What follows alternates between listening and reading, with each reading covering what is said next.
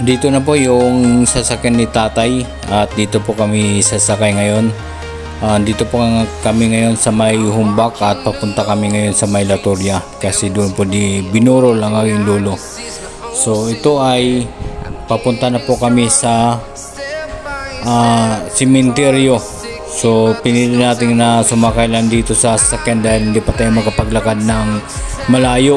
So habang nandito tayo sa loob ng sasakyan ay binibidyoan natin yung mga musikero at ito naman yung pagdaan ng sasakyan kung saan dito sakay ang aking lolo na dadali na sa sementeryo. So nandito po tayo sa loob ng sasakyan, nakasakay lang po tayo, bali apat po kami dito, kasama po natin si tatay, si nanay at si Lulumag. Tapos ako, bali apat po kami. So makikita natin dyan yung mga naglalakad, hindi na tayo sumabay dyan. Dito lang po tayo sa loob ng sasakyan. Kasi dito nga tayo makapaglakad ng matagal kasi medyo malayo-layo rin yun. Siguro palagay ko nasa maabot yun ng 6 na kilometro ang layo. So dito natin makikita na medyo marami rin yung mga sumama sa paglibing ng aking lolo. So yun mga kamariks, kasama po natin si Lolo Mag, si nanay, at ang nagdadrive naman po ay si tatay. So madadaanan po natin yung building ni Ninong Toto. Ayan po yung building na yan. So may nangupahan po dyan ng Goldilocks at saka Jaro Pawn Shop. So dyan din po nagkiklinik si Ninong Toto sa building na yan. Kasama po yung anak niya. So dito na po yan sa may, welcome sa Mora. So yan, nakarating lang natin dito sa may Everlasting Park, Naik. So yan na yung pangalan ng cemetery na ito. So estimate ko lang nitong yung pinunta natin ay umabot siya ng 5 kilometro o 6 na kilometro, ganun kalayo, kaya pinili nating sumakay lang dito sa sakyan, hindi na tayo sumama sa mga naglalakad. So marami rin mga mga sumabay sa libing. Ito po yung lugar na ito, bali yung mga dito, yung mga nililibing ay hindi po sila gumagamit ng simento. Yung simento na yung may bahay-bahay ganyan, dito po ay nililibing po siya. Pero mayroon siyang nicho sa ilalim, tapos tinatakpan siya ng flat na simento, tapos titabunan siya ng lupa. So mamaya ipapakita ko sa inyo kung ano yung mga sinasabi ko. So ayan, yung may tent na yan, yung 2 tent dyan po ililibing ang aking lolo. So makikita nyo dyan na napakaraming tao, at kadalasan dyan ay nagsusuot ng mga puting damit. Yan, makikita nyo dyan yung ninong ko na galing pa yan ng Seattle, Washington, na si Tito Ninong Totoy at si Ninang Nancy. So napakaraming tao na dumalo. So yung nakaitim naman tsaka yung nakaputi na bata, yan yung bayaw ko. Tsaka yan naman yung anak niya. So ang daming daming sumama sa libing. So itong lugar na ito ay bagong sementeryo ito na pinangalanan ng Everlasting Park, Naik. So yan, ito yung sasabi ko sa inyo, na nililibing.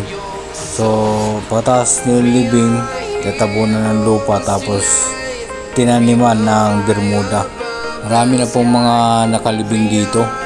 Ayan. So kung napapansin nyo ay marami mga nag-uumpokan dyan. Dyan po nilagay yung kabaong na idolo. So ngayon ay ililibing na po siya. So binuhata po yung kabaong niya para ilagay doon sa may sa kanyang paglilibingan. Ayan. So dito ilagay siya sa may tent na ito, itong kulay puti. So kanina pala ay bali naantay namin yung pare kasi ang sabi magmimisa raw ng 1:30 doon mismo sa pinagburulan ng aking lolo. Doon pupunta yung pare, kaya lang na-late siya ng 2 hours and 15 minutes. Bali, nag-umpisa sana kasi yun ng 1:30. Dumating siya ng 3:45. Kaya medyo late na po, no? 3:45 tapos nagmimisa. At umabot lang siya ng 30 minutes at pagkatapos nun ay dinala na ang aking lolo dito sa cemetery. So yun, nakikita nyo na binaba na po yung kabaong, ano. Pagkatapos si baba niya ay gagabitan naman siya ng yung lalagyan naman siya ng takip kasi yung dyan, yung nitso ay parang nakabaon. So lalagyan siya ng takip tapos sisimintuhin saka siya buhusan ng lupa. So ganun yung pag-process dito sa cemetery na ito, no? Ang pangalan niya ay Everlasting Park Naik, itong cemetery na ito. So marami na mga nakalibing dyan. So yan, nagtatapon na sila, no? Nag-aagisa sila dyan ng mga bulaklak. Pero tayo ay wala ng bulaklak kasi nga nung pinasilip sa atin yung kabaong ay doon na natin nilagay yung mga bulaklak sa ibabaw ng kabaong. Kaya ang naglalagay dyan yung mga ibang relatives na, no? Yung may mga hawak ng mga bulaklak.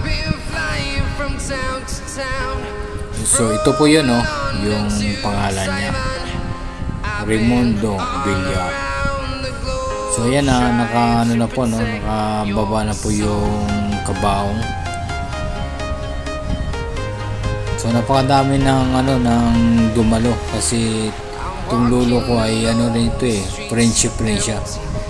So ito na masasabi ko sa inyo na habang nabubuhay pa tayo ay gumawa tayo ng tama para may iwan tayo na magandang alaala. So itong lolo ko talagang magandang alaala yung mga naiiwan sa mga tao, lalo na sa kanyang mga relatives, mga anak at saka mga apo. So ito yun yung tinulak nila na bakal. Bali magbaba na po yan ng takip ng nitso. Ayan po. So yan, ibaba na yung takip. Ang susunod naman gawin yan ay sisimintuhin nila yung mga awang, tapos sa kabuhusan nila ng lupa.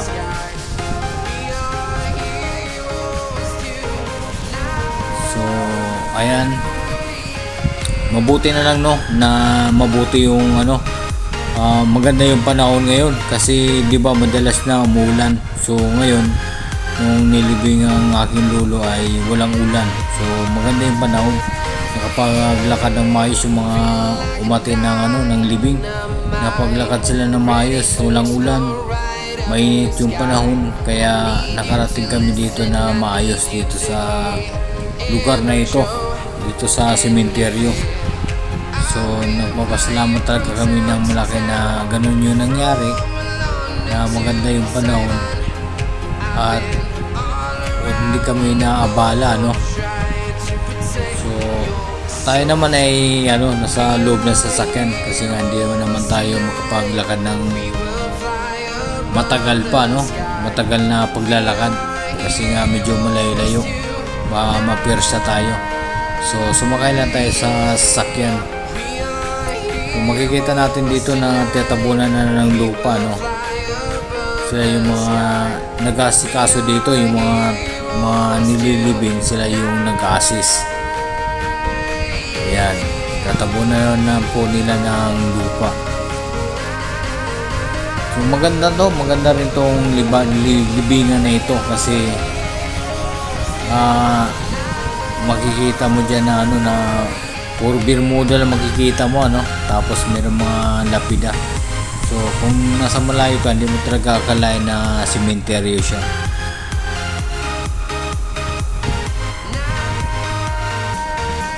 So ayan yung ninong ko, umuwi pa yan galing ng Seattle, Washington para lang makatin sa living.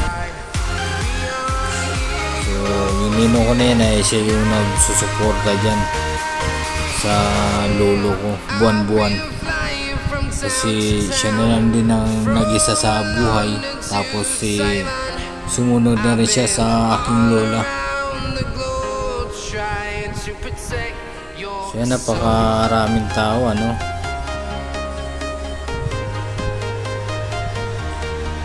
So ang lugar na ito pala ay sa Everlasting Park, Naik. Yan. So hindi na natin tinapos yung pagtambak dyan kasi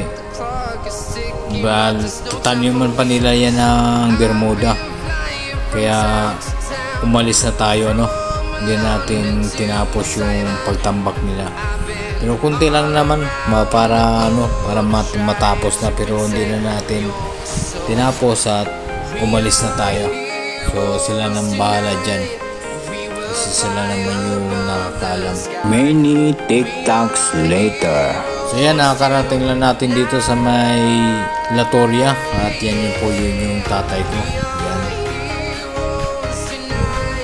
At yan, papunta na po kami sa may sasakyan at pabalik na po kami ng Maynila. So ito po yung service ng aking tatay. May bitbit pa na 2 electric pan. Dadali namin yan pauwi. So yun mga kamarik, sa pauwi na po kami ng Maynila at ilalagay na po namin itong 2 electric pan.